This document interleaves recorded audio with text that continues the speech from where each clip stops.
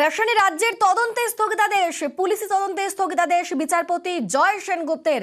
Ration দুর্নীতি মামলায় 6 FIR রাজ্য পুলিশের এবং সেই 6 মামলায় পুলিশের তদন্তে স্থগিতাদেশ। আমাদের সঙ্গে রয়েছেন প্রতিনিধি অর্ণব। অর্ণব বিস্তারিত বলবে। অর্ণব, রাজ্যের বিভিন্ন থানায় রেশন দুর্নীতি নিয়ে ফৌজদারি অপরাধের অভিযোগ সামনে আসে।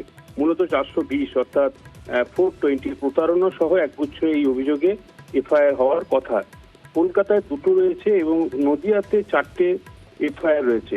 সব মিলিয়ে এখনো পর্যন্ত 6টা এফআইআর এর ইডি জানিয়ে কলকাতা হাইকোর্টে তারা আবেদন করে জানায় যে এই রেশন দুর্নীতির যে এফআইআর গুলো রাজ্যের বিভিন্ন থানায় হয়েছে সেগুলো তদন্ত রাজ্য পুলিশ করছে, কিন্তু ইতিমধ্যেই রেশন দুর্নীতির আর্থিক অপরাধের তদন্ত করতে গিয়ে ইডি ইতিমধ্যে রাজ্যের মন্ত্রী জ্যোতিপ্রিয় মল্লিককে গ্রেপ্তার করেছে, বাকিবুর রহমানকে গ্রেপ্তার করেছে, শঙ্কর আড্ডকে গ্রেপ্তার করেছে এবং তারা 10,000 কোটি টাকার নিয়োগ দুর্নীতি বা তার আর্থিক লেনদেনের তথ্য পাচ্ছে এবং 2,000 কোটি টাকা বাংলাদেশ হয়ে দুবাই পর্যন্ত তার লেনদেন হয়েছে, দুবাই পৌঁছেছে টাকা, সেই তথ্য তারা অনুমান করছে।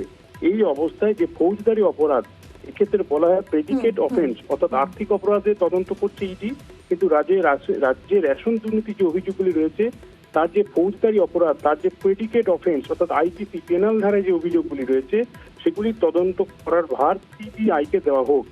এই আবেদনের প্রেক্ষিতে আজকে বিচারপতি জয় সেনগুপ্ত এই 6টা এফআইআর এর ক্ষেত্রেই স্থগিতাদেশ দিয়েছেন। আপাতত রাজ্যের পুলিশ সেগুলিতে কোনো তদন্ত আপাতত করতে পারবেন না। 8ই এপ্রিল শুনানি। এর মধ্যে যে কেস ডায়েরি রয়েছে 6টা এফআইআর সেটা পেশ করতে হবে আদালতে।